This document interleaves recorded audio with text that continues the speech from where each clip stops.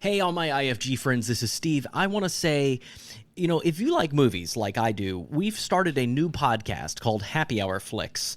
You can find it anywhere podcasts are found. It's all about nostalgic movies that we love, and we bring on special guests each episode, and we also have specialty cocktails made for each one, too. So it really is an hour of a good time talking about movies that we love, like Gremlins, Seven, Free Willy.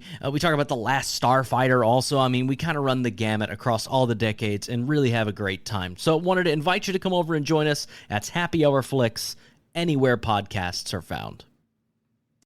I always stop every movie I make on that first day when you start rolling camera and think about like what a miracle it is to be here right now.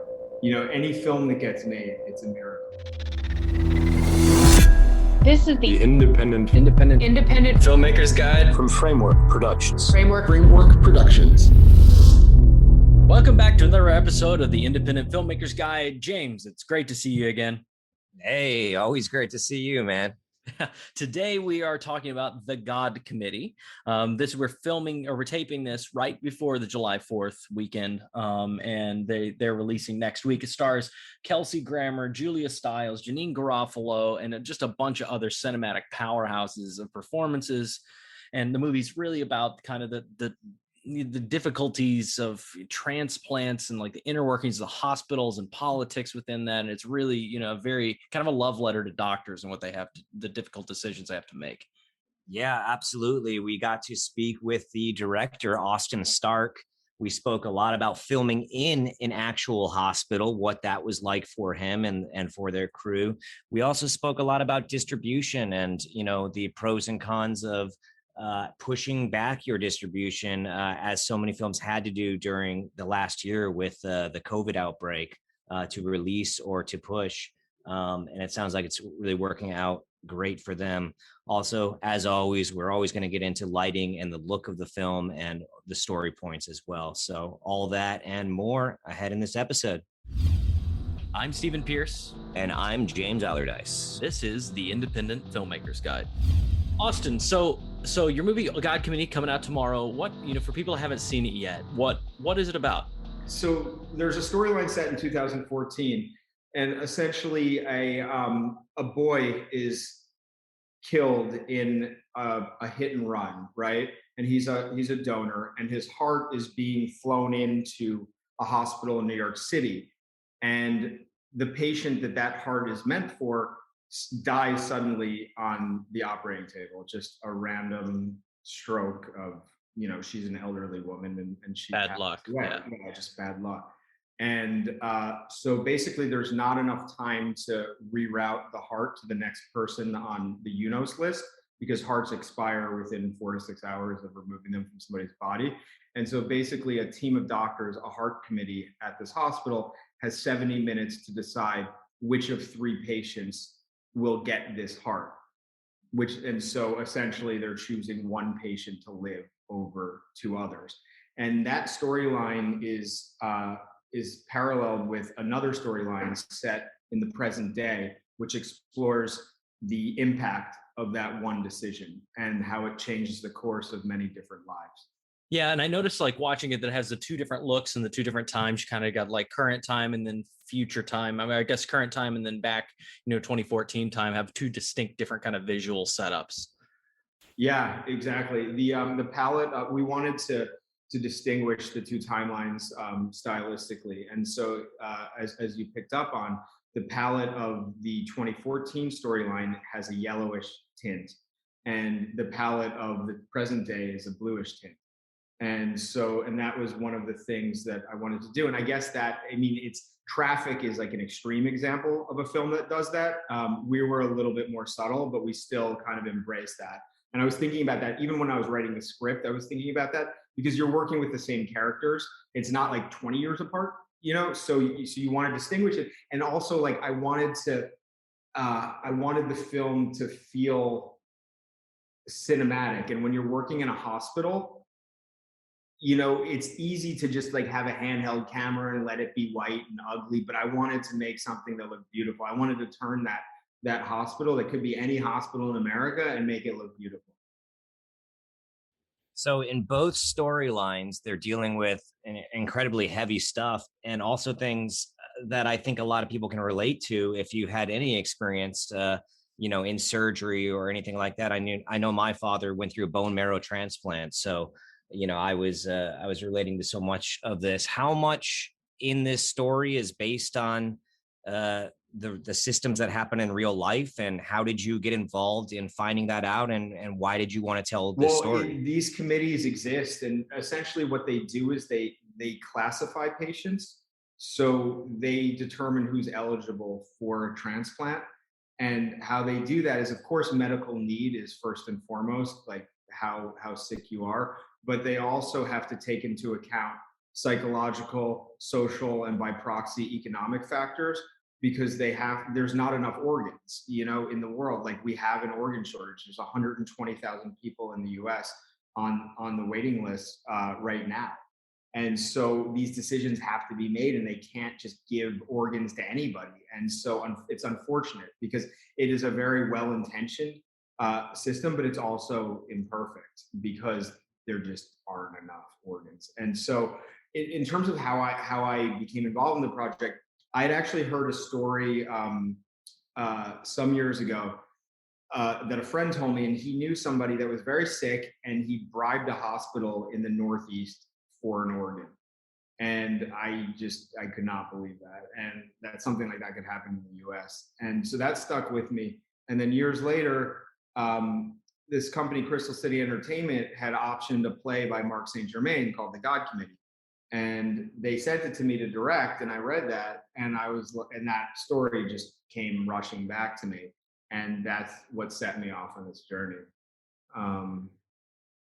Yeah, absolutely. I mean, same for me. My mother had a kidney transplant, and it was a very hectic time. So it's really, I mean, I think a very relevant subject matter for American healthcare, and I think even probably beyond just America. How did you? So you read it. They brought it to you to potentially direct, and you ended up you adapted the play to become a screenplay. Exactly. So the play is based on the film is based on Mark's play, but it's quite different. I would say, I like to say that it's inspired by Mark's play. So Mark's play is set all in the boardroom. Their characters are different as well, except for Father Dunbar, I believe. And so I wanted to put my own stamp on the material, and I just let it speak to me. I think I read Mark's play once or twice, and I highlighted some dialogue and some of the beats that I liked in the script, and then I just put it aside, and I wrote the screenplay without it like in front of me. And Yeah, it so sounds more like a 12 Angry Men, kind of piece, like play. Exactly. It's a chamber piece, very much like 12 Angry Men, the play is. And so I just there's a few things that I wanted to explore, and one of them was in creating the storyline that takes place 7 years later in the present day, was just thinking about how the choice that they make, can change the course of so many different lives. And so and that not just in that field either. I started thinking about just the choices we make in our own lives, and the ramifications that they have. And that was like a major inspiration for me, as well as, like, there's a question, like, at the center of the film, like, is it justifiable to sacrifice one life to save many? And that was like posted right in front of me, like on my wall. Like, I wrote it down, I put it on my wall while I was writing it, and I just used that as inspiration throughout the whole writing phase. Yeah, kind of like a core mantra. So when you're working from a derivative work, what are the rights acquisitions like? Like, how do you get the permission to be able to make something like that? The producers, Jonathan Rubenstein and Ari Pinchot, they had seen the play, and they just approached Mark, and they had some development investors. They do a lot of development in general, so they just worked out a deal, and they paid for the rights, and then they hired me. So I was actually hired, but it really, at this point, it doesn't feel like that, And I didn't do this for money. I did it because I was passionate about it. But now it's so weird to even say I was hired. But yeah, like they brought me on, and they offered it to me just as they made an offer to Mark to get the rights to his play. Great. So then after you write it, how I mean, you move into casting, and the cast in this is quite, I mean, it's quite impressive, great performances. I mean, you've got truly incredible talent, you know, Julia Stiles, Kelsey Grammer, Janine Garofalo. I mean, it's really just packed full of quite a lot of cinematic talent. So how did that process go? Yeah, it was pretty incredible. I mean, I finished the script, and then one of the first people we sent it to was Kelsey Grammer. And Kelsey, I actually offered the role of Father Dunbar, which Coleman Domingo plays in the movie. And Kelsey read it, and called me and he was like, I love your script. I want to be a part of it. I would play Father Dunbar gladly. But what I really think would be interesting is if I played boxer. And he's like, because I've been around for so many years, but I've never done this before. And he felt like he could do an incredible job and that audiences would be surprised. And I thought about it. I said, you know what, you're right. Let's go for it.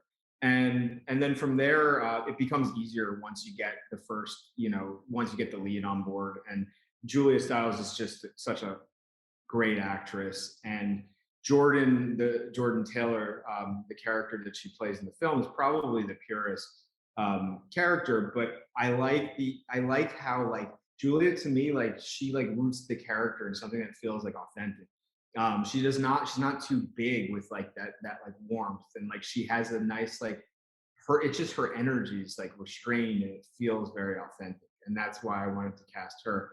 And then Coleman Domingo, I just think should be like a huge star right now. You know, I mean, he's becoming a huge star, but he should be like a household name and just so incredible.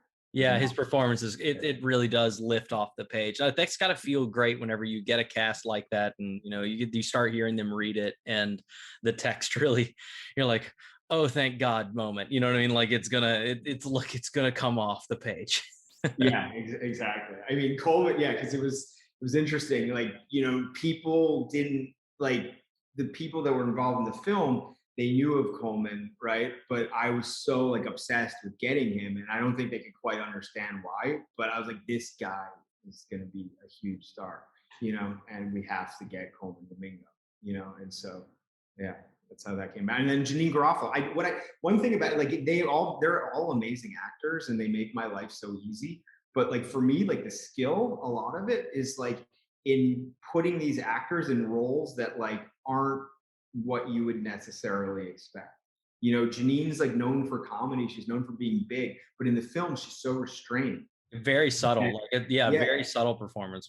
Exactly. And that was my job, to keep her in that world, because she has a tendency to go big, but like it was like, I promise you, if you hold it back a little bit, you're just so compelling, you know, just as yourself, you know. So on that note, what have you worked with, actors of this magnitude before? What was it like working with kind of, bigger, more almost A-list as I actors? said, they make your job so easy. They're all so talented, and they're there for the right reasons, because we didn't have a lot of money. Like we weren't paying them a lot. They were there just because they loved the material and they just wanted to be a part of it. And so it creates like a really cool energy on set, that it's just nice to come into work and do your job. But I've worked with some other bigger actors, because I started out, I was producing films for a number of years. So as a producer, I've worked with some big actors. Like I worked with Mark Ruffalo and Zoe Saldana on a film called Infinitely Polar Bear, which Mark got nominated for a Golden Globe. And then my first film as a director, I worked with Nicolas Cage and Sarah Paulson and Peter Fonda, I could go on about Peter Fonda all day, but and Connie Nielsen. So, and then as a producer, I worked with Werner Herzog. I produced a film that he did. So I've had a bit of experience working with bigger actors, and you know, I think it's like, you know, it's like anything else in life. They're cool people. They're cool people. So. Yeah, absolutely. I mean, so what was your schedule like? Like, you guys, how many weeks did you shoot, and what was your overall? We shot 5 weeks. We had 5 weeks of prep, and then we shot 5 weeks. So it was tight.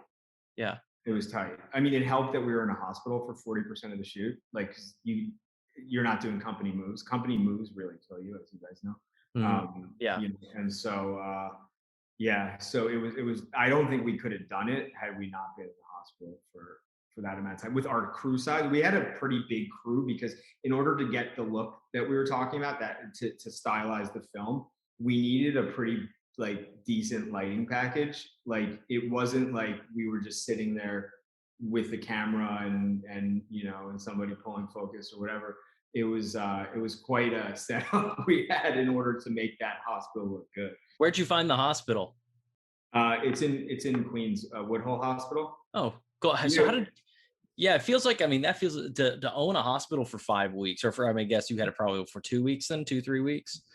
Yeah, like we made a donation to that. Like, and how we found them is like we just scouted a bunch of different hospitals, and I thought that hospital aesthetically represented to me like every hospital, any hospital in America, just that, right. You know, and so yeah, and it was a working hospital. Right, that's what I mean. It's like, it seems like that'd be really hard to find, especially in New York, like someplace that could give you a wing to own or something, you know? Yeah, it's challenging, and a lot of hospitals are open to it, but it's very expensive, like locations, and so they were reasonable, but it also just aesthetically felt right. And it's interesting while you're shooting because it is working, and so you're assigned wings, and you really have to stay out of the way of the work they're doing. The last thing you want to do is get in the way. Yeah, you don't want to. Yeah, you don't want like a flag cart pop, you know, holding up a thing where the gurney needs to actually move, you know. Exactly. But yeah, they were. There was a lot of planning that went into it to make sure, like even just getting into the building and how we would get to the set and not interfering with their like everyday work was kind of challenging. I'm gonna guess that this all happened before COVID. Did you wrap production before the pandemic hit? Yeah, we shot before the pandemic. But you were talking before we got on. You were talking about South by Southwest, and when that got canceled, and we were. I remember I was watching that because we had gotten into Tribeca, and we were supposed to premiere Tribeca, and so when South by got canceled, it was like, you know, the writing was on the wall.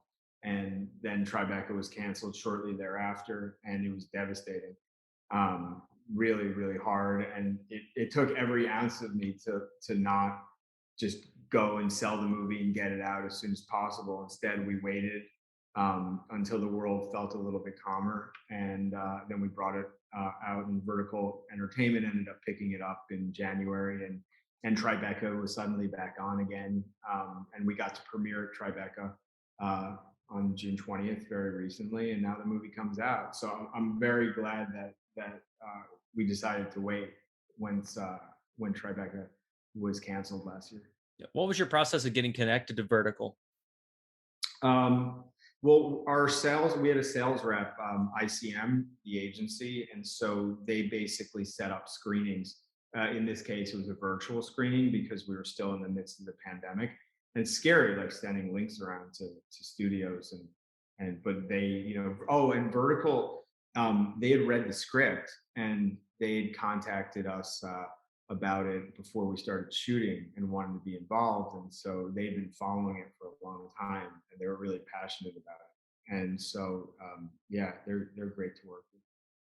That's great. And that's great to hear. I mean, that's awesome. They were interested before you even shot. I mean, I imagine, you know, having the names attached and having the play, you know, the provenance of the play beforehand, all that probably helps.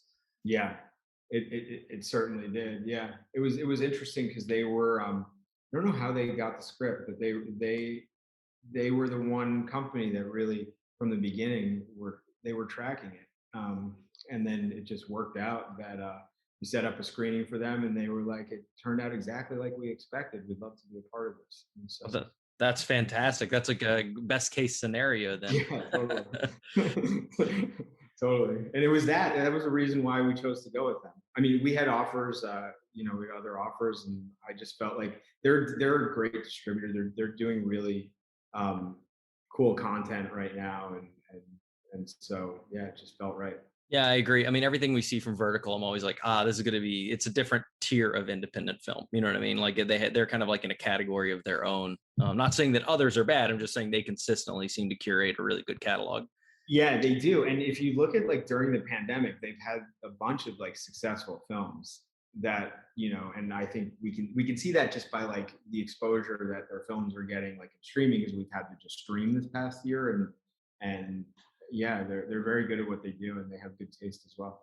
So you guys are ramping up, literally launching a limited theatrical run tomorrow, as well as TVOD, right? All streaming. So all streaming. Got it. Yeah, it's everything from iTunes, Amazon, cable VOD, Google Play. However, people watch movies will be everywhere. So the theatrical run, that's always exciting, and probably the high point for you as a filmmaker, right? Also getting to see it on the screens. Yeah, 100%. And the theatrical, it's great.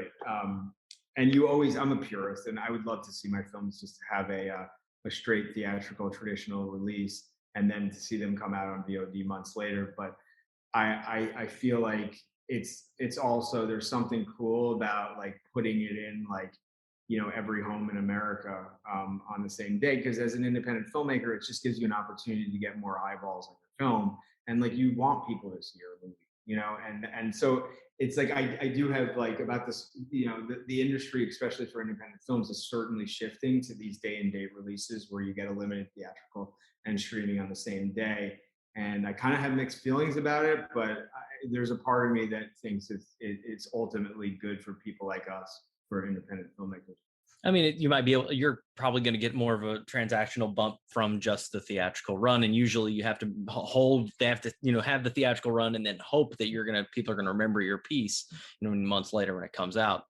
Yeah. So I'm with you too. I mean, honestly, I'm just thrilled to see theaters coming back. I thought that, the pandemic just might've been the end for independent film in theaters. Like it just feels like such a hard hill to climb, but people seem like they're coming back pretty directly, like ready to go into movies and ready to see films again. Yeah, 100%. I mean, theaters, the industry was already moving towards VOD, but theaters aren't going anywhere. And especially for the tentpoles, but also for good independent films. There are always, the Angelica will beat on. You know what I mean? Of course, like there's less and less films released theatrically, but I don't think this is the end of theaters at all. So Austin, going back to production, can you tell us what one of your most memorable, good memories or fun memories or greatest memories is of production, of being on set? And then, I'm going to also ask, what one of the hardest days or what the worst memory you have on set is. Well, the best memory I have was when we wrapped and just having champagne with Kelsey and Julia, and I think, and Coleman was there as well on that last day of shooting, which was really special. The other thing that sticks out to me is that first day, like when you roll for the first time and you think about like how long I always stop every movie I make on that first day when you start rolling camera and think about like what a miracle it is to be here right now. Any film that gets made, it's a miracle. It's so hard. It's so hard, and it takes so much work, and a lot of it is like, not necessarily rewarding. But when you start rolling and you're like, I was thinking to myself, carpe diem at that moment on the first day, because how many more of these, like how many of these you get in your life, I'm like, I'm still a young guy, but I won't make that many more movies. I think about that a lot when I start rolling on the first day.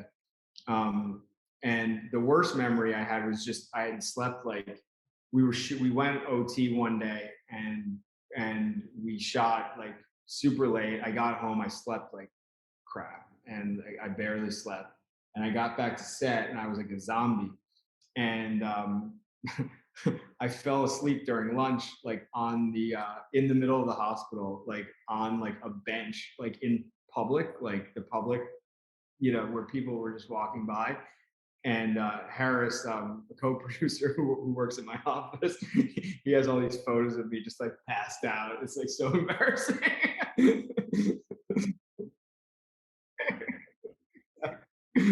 And I'm the kind of guy who can never sleep during the day. Like I can't nap, but I was beat. It's funny. You're just completely toasted on that day, man. Yeah, he's toasted. On the tech side, what you mentioned you had a big lighting package. Can you just give us a brief rundown of what cameras did you use? One camera, two camera, what kinds, what kind of lenses, just the tech shit. We used Alexa Mini, and we had two cameras for the most part, unless it was like there's some days that were very contained, where it's like if you're in like Jordan's like house with her mother, where you can just reverse shot, and so we didn't carry a second camera, but pretty much we had a second camera for the whole shoot. As for what lighting package, I couldn't speak to that. That would be a question for Matt Rowe, my talented cinematographer. But I know it was intricate, and we had a big camera crew as well. Matt's great. Like he like does a lot of music videos too. He works with Mark Pellington. Like he does all these huge music videos. Very very talented dude. Have you worked with him previously? No, we were supposed to do a music video together about a couple years before, and that's how we met. And I brought him onto that, and then the label at the last second changed the song, and so the concept that we had like would no longer work, and so it just never ended up happening. But we kept in touch, and so I reached out to him when this got greenlit. That's great. So I mean, how did you make that decision to go with a different cinematographer you never worked with? That's a pretty big decision. Would that freak you out at all? No, because I had spoken to him enough, like during the music video. Like it was literally the day before we were supposed to start shooting that music video when the label was like, so you were all buttoned up at that point. Yeah, we were like ready to go, and they were like, the song was like testing poorly or something, and so they didn't want to spend the money on a music video, even though they had spent money on prep. And so Matt, I'd worked with him like for a couple of weeks like that, and I was like in LA working with him, and I got to know him. And so I felt comfortable, and I wanted somebody who was about to do their best work, and I felt that about Matt, instead of somebody who was like a big name, who's done a lot of features and wasn't necessarily like as fresh feeling. Matt felt like this guy was ready to make his best movie, and that's why I wanted to work with him. I mean, congratulations again on the God Committee. And where are you going now? What's next for you? Well, thank you, first of all. And what's next? I have a script that I'm just finishing right now.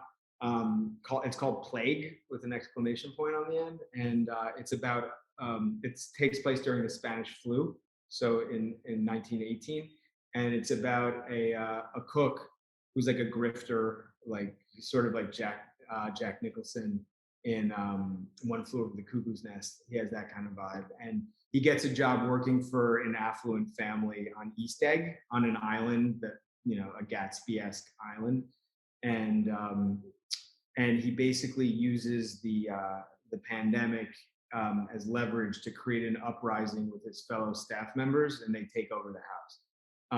So it's dark and it's funny, and there's a thriller element, and it's socially relevant. It's about classes, and it has eerie parallels to what we've been through this past year, but it's not like a COVID. It's different. Like it's the Treasure Island set in the Spanish flu. Exactly. Yeah. It's a shipwreck movie. Because I don't want to be like, I'm doing a COVID. It's not that. But I'm really excited about it. Where can people find you? Do you have a website or Instagram or? I'm Austin M. Stark on Instagram, and then I'm also on Facebook too. Austin Stark. Great, Austin. I mean, it's great talking to you, man. Thank you very much for letting us watch The God Committee. I wish you absolutely the best luck. I think it's a great movie, and I'm honored to have got to see it before it got to release. So we'll be watching, see how your theatrical goes, and be in touch, man. Awesome. Well, thank you so much for having me. It was great to meet you guys. Hopefully I'm back again on the next one. Absolutely. We'd love to have you back. All right. Take care. Filmmaking is a collaborative experience, and so is this podcast. Please take a second to subscribe so you know about future episodes, and leave a review. It really does help us.